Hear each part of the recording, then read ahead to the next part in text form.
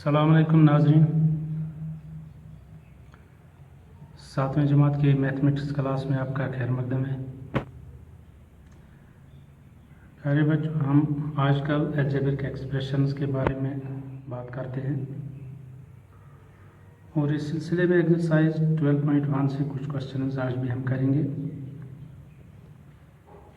Question number 3,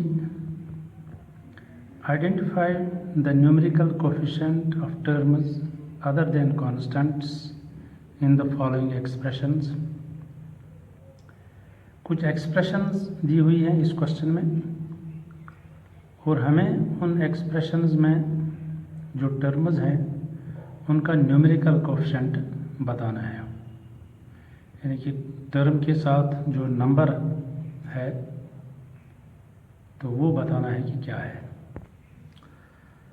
अब पहला part है 5 - 3t²। तो चूंकि 5 जो है ये कांस्टेंट है, इसके साथ हमें कुछ नहीं करना है।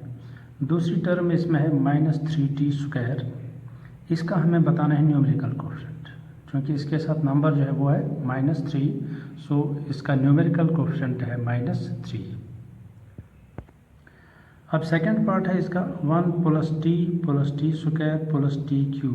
ये अलजेब्रिक एक्सप्रेशन है। इसमें जो टर्म्स हैं कांस्टेंट को छोड़ के, कांस्टेंट इसमें 1 है, इसको कुछ नहीं करना है। बाकी जो टर्म्स है जिनमें वेरिएबल है, क्योंकि यहाँ पर वेरिएबल t है तो इसमें भी वेरिएबल है, इसमें भी है। तो इनमें बताना है कि इन टर्म्स में न्यूमेरिकल कोएफिशिएंट क्या है। तो पहले टर्म्स को अलग अलग लिखते हैं। 1, दूसरा t है, t² है और t³ है, ये इसकी टर्म्स है। ये कांस्टेंट है, इसको छोड़ना है, इसको कुछ नहीं बताना है। अब t का हमें बताना है न्यूमेरिकल कोएफिशिएंट, यानी कि नंबर। जैसे यहाँ पर t² के साथ -3 था, यहाँ पर बताना है t के साथ क्या है नंबर। जब कुछ नहीं होता है किसी वेरिएबल के साथ कोई कोएफिशिएंट, कोई नंबर, तो 1 होता है। तो इस तरह से इस t के साथ 1 है न्यूमेरिकल कोएफिशिएंट। t² के साथ भी कुछ नहीं है नाम न्यूमेरिकल कोएफिशिएंट, तो हम 1 इसका भी लिखते हैं। इस तरह से t³ के साथ भी न्यूमेरिकल कोएफिशिएंट 1 है। याद रखना चाहिए कि जिस टर्म के साथ न्यूमेरिकल कोएफिशिएंट लिखा हुआ नहीं होता है तो उसका न्यूमेरिकल कोएफिशिएंट 1 होता है। अब थर्ड पार्ट है x + 2xy + 3y। तो 3 टर्म्स हैं इसमें, एक x है, दूसरा 2xy है और तीसरा 3y है। अब इनका न्यूमेरिकल कोएफिशिएंट बताना है।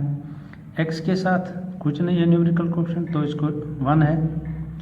xy के साथ न्यूमेरिकल कोएफिशिएंट 2 है। इसी तरह से इस टर्म की में न्यूमेरिकल कोएफिशिएंट 3 है। न्यूमेरिकल कोएफिशिएंट मतलब जो नंबर होता है इस वेरिएबल के साथ। तो जिस वेरिएबल के साथ कोई नंबर नहीं होता है कोएफिशिएंट, उसका कोएफिशिएंट होता है 1। नेक्स्ट पार्ट है 100m + 1000n। तो ज़ाहिर है 2 टर्म्स इसमें भी हैं, एक 100m है और दूसरा 1000n। तो यहाँ पर वेरिएबल m है, इसका न्यूमेरिकल कोएफिशिएंट 100 है। तो इसी तरह से n के साथ जो न्यूमेरिकल कोएफिशिएंट है वो 1000 है। Next part -p² q² + 7pq। 2 terms हैं इसमें, एक -p² q² है और दूसरी टर्म 7pq है। यहाँ लिखा हुआ कुछ नहीं है, कोई नंबर नहीं लिखा हुआ है इसके साथ कोएफिशिएंट, तो इसके साथ 1 है। क्योंकि ये माइनस है तो इसका कोएफिशिएंट -1 है। इस तरह से इसका न्यूमेरिकल कोएफिशिएंट 7 है। इसका न्यूमेरिकल कोएफिशिएंट -1 है, क्योंकि कोई नंबर लिखा हुआ नहीं है तो -1 है। तो यहाँ पर न्यूमेरिकल कोएफिशिएंट 7 है। नेक्स्ट पार्ट है 3.14 r²। एक ही टर्म है इसमें 3.14 r²। तो r² इसमें वेरिएबल है, तो इसका न्यूमेरिकल कोएफिशिएंट है 3.14। सो न्यूमेरिकल कोएफिशिएंट लिखेंगे 3.14। नेक्स्ट पार्ट है 2 × l + b। अब इसको पहले 2 को l के साथ भी मल्टीप्लाई करना है, 2 को b के साथ भी मल्टीप्लाई करना है। 2 × l 2l बनेगा और 2 × b 2b बनेगा। अब यहाँ पर 2 टर्म्स हैं, एक 2l है और दूसरा 2b है। l का न्यूमेरिकल कोएफिशिएंट यहाँ पर 2 है और b का भी न्यूमेरिकल कोएफिशिएंट 2 है। इस तरह से इस क्वेश्चन में हमने देखा कि न्यूमेरिकल कोफिशिएंट क्या होता है। किसी भी वेरिएबल के साथ जो नंबर होता है वो उसका न्यूमेरिकल कोफिशिएंट होता है, और जिस वेरिएबल के साथ कोई भी न्यूमेरिकल कोफिशिएंट लिखा हुआ नहीं होता उसका होता है 1, या जो नेगेटिव होता है लेकिन उसके साथ लिखा हुआ नहीं होता है तो उसका होता है न्यूमेरिकल कोफिशिएंट -1, जैसे इसमें है -1। अब क्वेश्चन नंबर 4 देखते हैं। Identify the terms which contain y square and give the coefficient of y square. कुछ एक्सप्रेशंस इसमें गिवन है, तो उनमें देखना है कि वो टर्म्स जिनमें वाई स्क्वायर है और फिर बताना है वाई स्क्वायर का कोफिशिएंट क्या है। जैसे पहला पार्ट है इसमें 8 - xy स्क्वायर, दो टर्म्स हैं इसमें, एक 8 है दूसरा -xy स्क्वायर है। तो ये टर्म इसमें है जिसमें वाई स्क्वायर है, तो इसको लिखेंगे टर्म कंटेनिंग वाई स्क्वायर कौन सी है, -xy स्क्वायर। अब हमें बताना है कि इस वाई स्क्वायर का कोफिशिएंट क्या है। वाई स्क्वायर को छोड़ के जो भी इस टर्म में है वो वाई स्क्वायर का कोफिशिएंट है।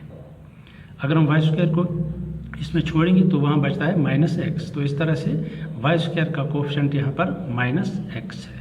The coefficient of y square is -x।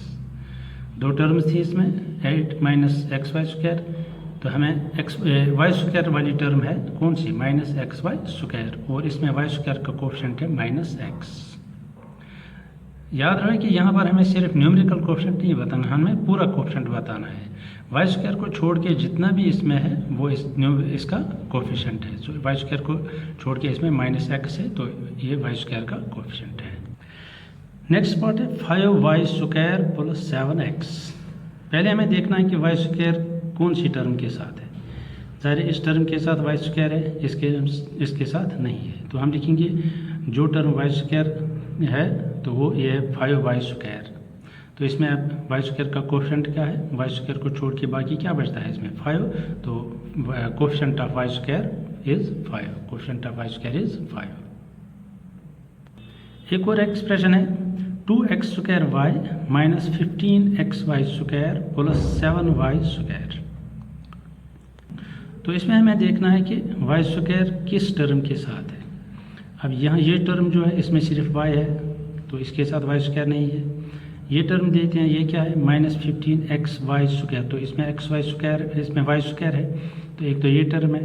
ये टर्म है 7y स्क्वायर, तो इसमें भी y स्क्वायर है, तो हम लिखेंगे दो टर्म्स -15xy स्क्वायर और 7y स्क्वायर, इसमें भी y स्क्वायर है, इसमें भी y स्क्वायर है। अब इसमें वाई स्क्वायर का कोफिशिएंट क्या है, वाई स्क्वायर के छोड़ के बाकी क्या है इसमें -15x, तो यही लिखेंगे -15x इस वाई स्क्वायर का कोफिशिएंट है। यहाँ पर वाई स्क्वायर को छोड़ के क्या है 7, तो 7 यहाँ पर वाई स्क्वायर का कोफिशिएंट है।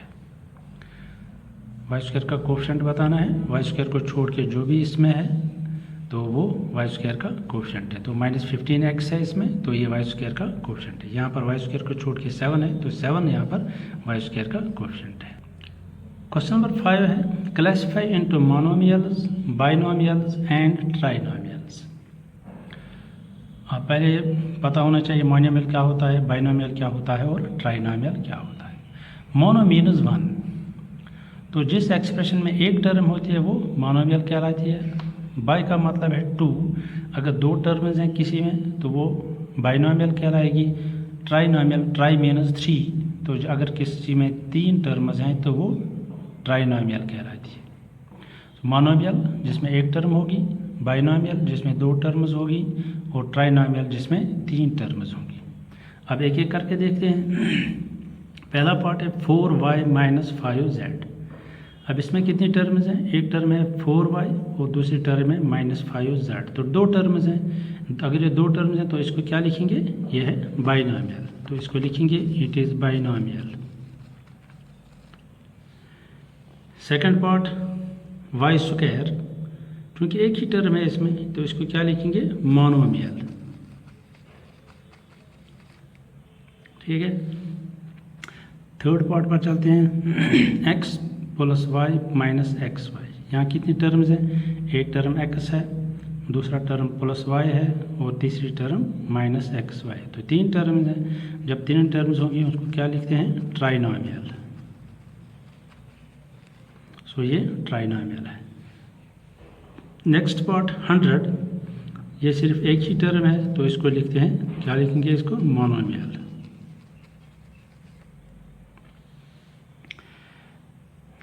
नेक्स्ट पार्ट है a b minus a minus B.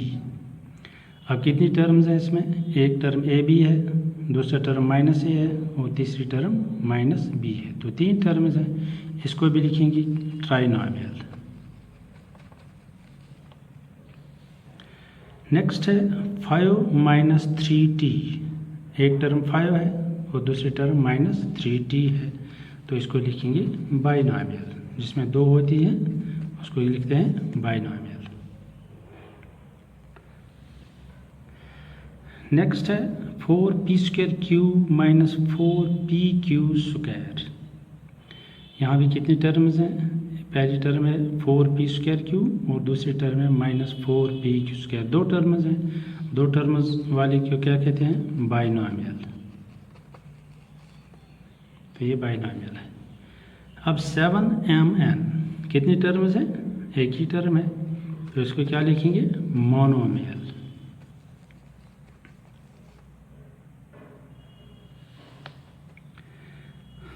Next part है z² माइनस 3z प्लस 8।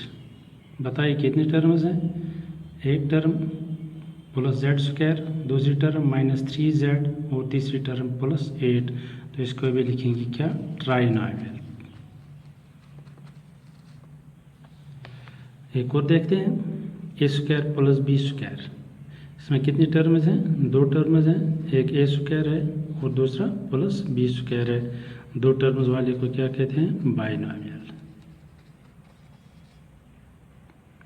तो इस तरह से इसमें हमने देखा कि अगर किसी एक्सप्रेशन में एक टर्म है तो उसको मोनोमियल कहते हैं, जिसमें 2 होंगी तो उसको बाइनोमियल कहते हैं और जिसमें 3 होंगी तो उसको ट्राइनोमियल कहते हैं। तो आज के लिए बस इतना ही करेंगे हम। इन चीज़ों को आप अच्छी तरह से याद रखिए, कहीं कन्फ्यूजन हो तो आप पूछ सकते हैं।